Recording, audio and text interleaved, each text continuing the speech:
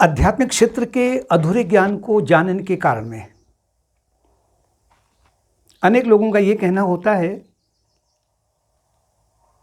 कि यदि हम गुरु के पास पहुंच जाएंगे, कि माना वो पहुंच भी गए हैं, पहले तो जो है कि सद्गुरु को पहचानना बड़ा कठिन है।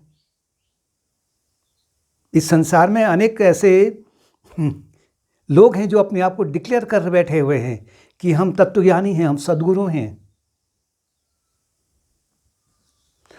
और उनकी उस वाणी के प्रलोभन में आकर करके बहुत सारे लोग कहते हैं कि हम आपकी शरण में आ चुके हैं, अब जो है अब हमारा जीवन आपके हाथ में है, हमें मोक्ष दिला दीजिए।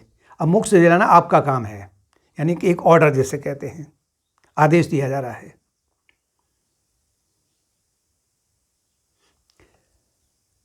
संसार के जितने भी कार्य हैं उसमें व्यक्ति सभी कार्यों को पूरी लगन से कर रहा है। कुछ भी कार्य हो, भोजन करना है तो वो ये नहीं बोलेगा कि ये भोजन अपने आप पक जाएगा, वो नहीं बोलेगा। भाई हमें प्रयास करना पड़ेगा, भोजन पकाना पड़ेगा, बनाना पड़ेगा, फिर इसको अपने मुख में डालना पड़ेगा। कपड़े हम नहीं पहनेंगे, कपड़े हम ये स्वतः हमारे शरीर में आ जाएंगे, ऐसा भी नहीं कहते हैं। बाजार में कोई भी कार्य है तो वो स्वयं बाजार भी पहुंच जाते हैं कि भाई इस कार्य को भी हमने पूरे लगन से करना है। कोई घर में अगर कोई महोत्सव हो रहा है या कोई कार्य चल रहा है तो उसके लिए भी पूरा वो 1-2 महीने से पूरी तैयारी में लगे रहते हैं। बस में ये नहीं कहते कि हम घर में बैठे रहेंगे और बस में हम बिठा दिए जाएंगे, ये भी नहीं कहते हैं। और भी सारे हैं, लेकिन वो कहते हैं आध्यात्मिक क्षेत्र में कि हम कोई प्रयास नहीं करेंगे, हमको स्वयं मोक्ष मिल जाएगा क्योंकि हम गुरु के पास पहुंच चुके हैं। गुरुजन कहते हैं कि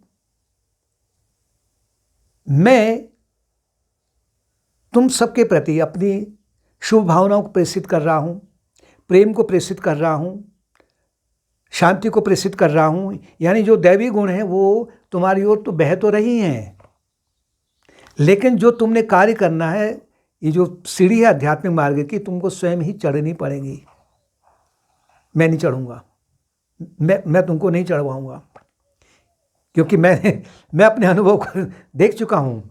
मैंने स्वयं ही, कहते हैं कि मैंने स्वयं ही वो सीढ़ियों को चढ़ा हुआ है, तब मैं अपने परम लक्ष्य को प्राप्त मैंने किया हुआ है। मैंने अपने गुरुजनों का आदेश का पालन किया था, उन्होंने अपने अनुभव को बताया तो मैंने किया है, तो अपना अनुभव मैं तुम लोगों को बता रहा हूँ। तुम इस मार्ग को तुम्हें स्वयं ही पकड़ना पड़ेगा। प्यास अपने आप नहीं बुझ जाएगी, प्यास के लिए प्रयास करना पड़ेगा। भोजन अपने आप शरीर में, मुख में नहीं आ जाएगा, भोजन के लिए पूरा प्रयास करना पड़ेगा, फिर उस भोजन को अपने मुख में डालना भी पड़ेगा। तो ये भ्रम में ना रहें कि हमारे ऊपर कोई अगर किसी संत के पास पहुंच गए वो हमारे लिए चमत्कार कर देगा, तो इस आशा में नहीं रहना है कभी भी। अगर ऐसा होता तो जो जितने भी लोग हैं, जो जहाँ है वहीं से उसे मोक्ष मिल जाता, क्योंकि संत तो महान करुणाशील होते हैं ना, क्षमा की मूर्ति होती हैं, वो दया की मूर्ति होती हैं। तो कहते कि नहीं, ये तो बड़ा अन्याय हो रहा है, मैं इनको सबको मोक्ष के मार्ग में पहुंचा देता हूं, लेकिन ये असंभव है।